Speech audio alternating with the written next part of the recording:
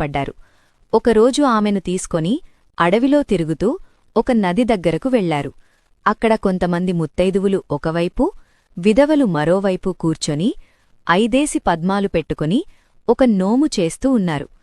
అది చూసిన తల్లిదండ్రులు, అమ్మా, ఇది ఏ నోము అని అడిగారు.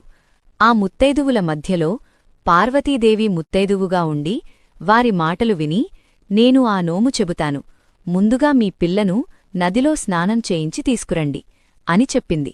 వారు వెంటనే ఆ పిల్లను నదిలో స్నానం చేయించి తీసుకువచ్చారు. అప్పుడు పార్వతీదేవి ఆ పిల్లతో నదిలోని ఇసుకను ఒక దోసెడు తీసుకుని గట్టుపై పొయ్యమంది. ఆమె పోయగానే అది పసుపుగా మారింది. మళ్లీ పొయ్యమంటే అది కుంకుమగా మారింది. మూడోసారి పోయగా కొబ్బరిగా మారింది.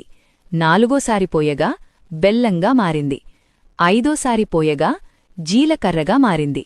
అప్పుడు పార్వతీదేవి ఇలా చెప్పింది, మొదటి సంవత్సరం పసుపు, రెండో సంవత్సరం కుంకుమ, మూడో సంవత్సరం కొబ్బరి, నాలుగో సంవత్సరం బెల్లం, ఐదో సంవత్సరం జీలకర్ర.